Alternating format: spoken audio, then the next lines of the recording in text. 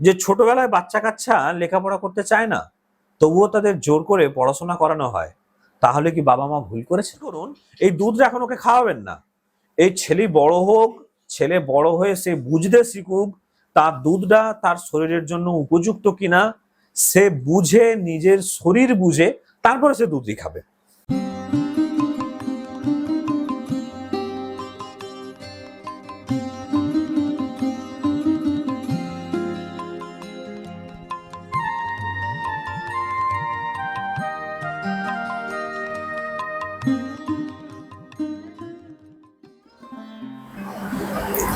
জোর করে কি দীক্ষা দেওয়া উচিত? এই প্রশ্ন অনেকের মনেই জেগে থাকে যে জোর করে দীক্ষা দেওয়া উচিত কিনা। প্রথম কথা হচ্ছে যে আপনি যে জোরটা করছেন, জোরটা কার উপরে করছেন বা কোথায় করছেন, দুটোর ব্যাপার আছে। এই প্রথম প্রশ্ন হচ্ছে যে আপনি কি জোর ঘরের আপনার কোনো ব্যক্তির সাথে করছেন না বাইরের কোনো ব্যক্তির সাথে করছেন। প্রথমত হচ্ছে যে বাইরের কোনো ব্যক্তির সাথে জোর করে দীক্ষা দেওয়া তো উচিত নয়, এটা একদম ঠিক কথা, সঠিক কথা। কিন্তু ঘরের কোনো ব্যক্তি, যদি সেটা যদি সন্তান হয় বা ঘরের কোনো ছোট কোনো সদস্য এমন কেউ যদি হয়ে থাকে, হ্যাঁ, বা ঘরের কোনো সদস্যকে তাকে যদি একটু জোর করাও যায়, তাতেও কিন্তু কোনো ক্ষতি নেই। কারণ ভালো জিনিস কখনো কখনো জোর করেই করতে হয়। এখন আমি বাইরের মানুষকে জোর করার কথা কেন বললাম না কেন, তার প্রথম কারণ হচ্ছে যে যখনই বাইরের কোনো মানুষকে জোর করতে যাওয়া হবে, তখন সেটা তার একটা উল্টো মানে বের হবে আর কি। কিন্তু ঘরের কোনো মানুষের সাথে যদি সেই জোরটি করা হয়, হ্যাঁ, ভালোবাসার জোর যেটাকে বলা হয়, সেটা যদি করা হয়, তাতে করে সেটা তখন আর জোরটা জোর থাকে না, তখন সেটা তার মঙ্গল হয়ে যায়। কারণ আমি যদি আমার বাড়ির কোনো ব্যক্তির সাথে আমি এই জোরটা করি, আমার ছোট, হ্যাঁ, আমার থেকে আমার স্নেহের যদি কেউ থাকে, আমি যদি তার সাথে জোর করি, তাহলে সেটা একটা ভালোবাসার জোর হয়ে যায়। আর যদি ইষ্ট স্বার্থকে প্রতিষ্ঠা করার জন্য, মঙ্গলকে প্রতিষ্ঠা করার জন্য যদি সাময়িক তাকে কিছু আমি জোর করেও থাকি, তাহলেও সেটা অমঙ্গল কিছু নয়। এখন আজকালকার দেশের যে আইন বা যেভাবে আমাদের দেশ চলছে, সেখানে বলছে যে জোর করা কারো উপরেই করা যাবে না। কিন্তু জোর যদি কারো উপরে না করা হয়, তাহলে কি ফল হয়? যখন ছোট ছিলাম, তখন দেখা গেছে যে আমাদের বাবা মারা আমাদের জোর করে, এক প্রকার জোর করে স্কুল নিয়ে যেত। কিন্তু সেই স্কুলটা যে নিয়ে গিয়েছিল, তখন যে নিয়ে গিয়েছিল স্কুলটা, আজকে যার জন্য এই খাতাটি আমার হাতে আছে এবং আমি যে পড়তে পাচ্ছি, এটা কিন্তু তারই কারণ একটা। তাহলে জোর করার কি কোনো লাভ নেই? কিন্তু যখন আমাদের জোরটা করেছিল, তখন আমরা ভেবেছিলাম যে কি না কি যেন আমার সঙ্গে একটা অত্যাচার চলছে আর কি, অত্যাচার চলছে, আমাকে অত্যাচার করছে সবাই, এরা টর্চার করছে। কিন্তু সেই টর্চার থেকে তো মানে সেই টর্চারের যে ফল, সেই ফল আমরা পেয়েছি। একটা জায়গা বলছে যে ছোটবেলায় বাচ্চা কাচ্চা লেখাপড়া করতে চায় না, তবুও তাদের জোর করে পড়াশোনা করানো হয়, তাহলে কি বাবা মা ভুল করেছে?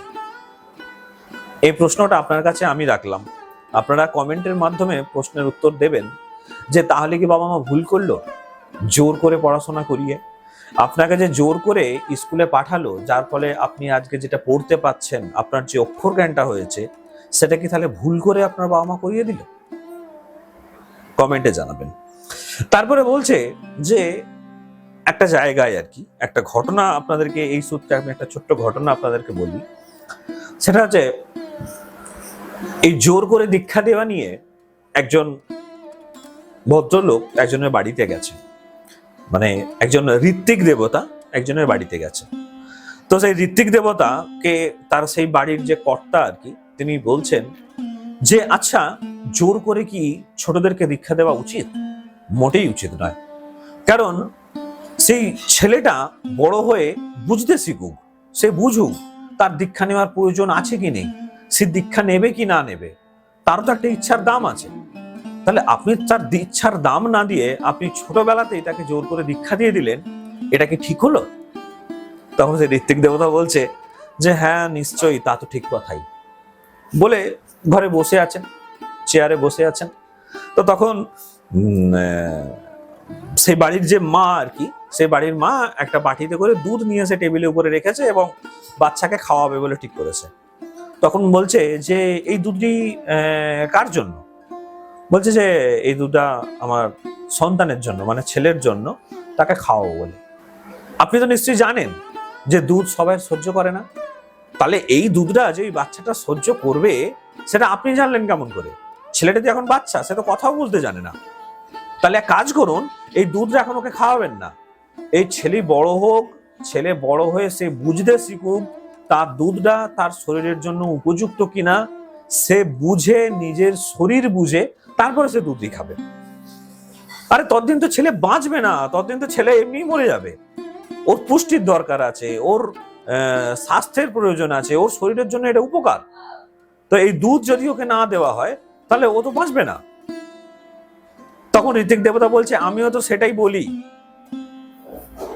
যে এখন আমরা ছেলেরা ছোট থাকতে থাকতে আমি যদি তাদেরকে এই পুষ্টিটা, যখন দুধ খেয়ে যেরকম শরীর বাঁচে, পেট বাঁচে, শরীর ঠিক থাকে, স্বাস্থ্য ঠিক থাকে, সেরকম আমাদের মন ঠিক রাখার জন্য, আমাদের মনকে ভালো রাখার জন্য এই ধর্ম প্রয়োজন আছে, এই দীক্ষার প্রয়োজন আছে।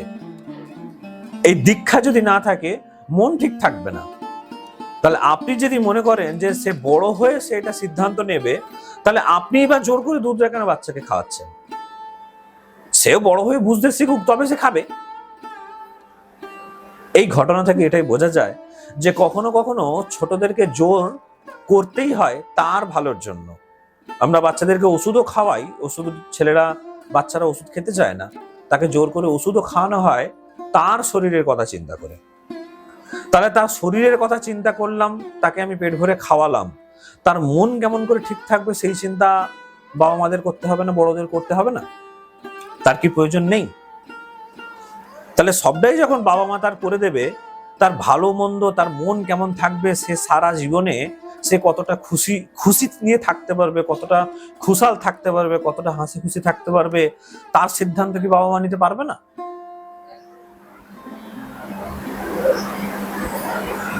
আপনারা সিদ্ধান্ত করবেন, আপনারা ভিডিওতে কমেন্টের মাধ্যমে আমাকে জানাবেন যে আমি কতটা যুক্তিযুক্ত কথা আপনাদেরকে বললাম। সকলে ভালো থাকবেন। জয় গুরু।